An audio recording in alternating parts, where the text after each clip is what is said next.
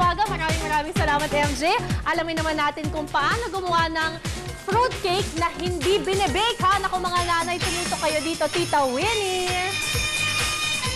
Naku, Bianca, talagang magugulat ka kung paano ginagawa itong fruitcake na hindi ginagamitan ng oven. Dahil nga, 41 days to go, Pasko na. Dahil marami na ring nag-aabang naggastos. Kaya isang pwedeng pagkakitaan ang paggawa ng fruitcake. Kasama natin, Chef Hassett. Go! Hi, Chef! Hello, Tita. Umagang kay ganda. Hello. Teka, alam ko na yan. No bake, hindi gumagamit ng oven, steamer ang kailangan. Hindi rin, Tita. Hindi rin steamer? Naku, paano? Teka muna, bago tayo pumunta dun sa proseso, eto muna mga ingredients. Ang mahal naman kasi ng ingredients ng fruitcake, kasi. Di ba, gagawin natin mura yan at bibigyan natin sila ng tips, syempre. Okay, so anong gagawin natin? Paano umpisahan? Ayan, so ito yung no-bake fruitcake, no?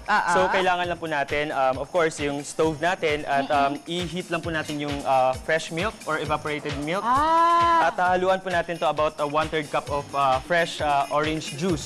Okay. Ayan, so nilagyan na po natin. Nilagyan mo na ngayon. So, ito yung juice. Okay, tapos lalagay na po natin dito yung marshmallow. So, agad-agad. wala tayong eggs dito. So, parang ito yung magiging parang binder po natin dito sa no-bake fruitcake natin. Kasi matutunaw, maglalagkit, yun ang magiging Yes, tita. magkakadikit-dikit ng mga ingredients. Ayan, pati sa kamay ko dumidikit. Okay, so meron din tayong mga dried fruits na tinatawag. Ayan, syempre hindi diba? mawawala yung mga dried fruits kasi yun talaga yung parang main ingredient ng ating Kasi fruitcake. hindi naman siya fruitcake pagka walang dried fruits. Meron tayong pasas. Yes. Meron, ano ito? Yan yung mga mixed dried fruits, like mga apricots, kung Ito ano pa. naman. Yan yung dates na snap na natin. Pagkatapos, Yan yung chopped walnuts naman. pero kung walang walnut, medyo mahal kasi yun. Pwede bang gumamit ng mani na lang? Pwedeng mani po. Ay, talaga, Pwede. Ordinaryong mani, pagkatapos kasoy, sabi ni Prof. Ed, ano pa yung isang pwede natin gawin? Pili nuts. Pili, pwede rin naman. Okay, tapos parang walang flour. Ayan, so instead na flour, kasi nga hindi na po natin siya i-bake po. So gagamitan po natin or ito po yung ihahalo natin, yung crushed graham naman. So graham crackers na dinurog natin. Okay, So ihahalo lang natin dito. Halo-halo lang yan lahat. Ayan, so nakita po natin natunaw na yung marshmallow. Pag natunaw na po, pwede na po natin siyang itabi. At dito na po natin ilalagay yung ating mga ibang ingredients, like the dried fruits. Even the marshmallow milk mixture. Tapos lalagay natin sa lyanera. Tama. Halimbawa, dito na. Tapos, saan lalagay ito? Yan yung ilalagay natin sa chiller. Sa ref. Sa ref. Ayan, yung ref ang kailangan natin. Refrigerator fruit cake. Kaya pala no bake. Teka, magkano naging budget?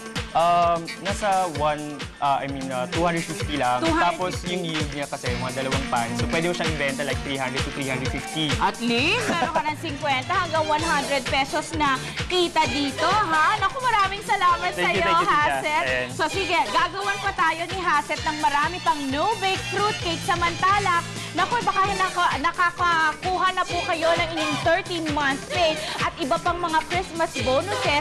Pwede na rin yung simula ng inyong mga pamimili para sa panghanda ng Noche Buena. Kaya lang, mas maaga, piliin nyo lamang yung mga hindi madaling masira. Katulad ng mga spaghetti, macaroni, fruit cocktail at saka mga gatas. Pero tingnan nyo lang maigi ang kanilang mga expiration date para alam nyo kung kailan sila masisira. Para makakatipid kayo sa inyong budget, hindi isang bagsak ang pamimili, ha?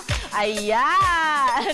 O, eto na. Naku, maraming excited na matikman ang ating no-bake fruitcake ni Hassett. Kaya, attack!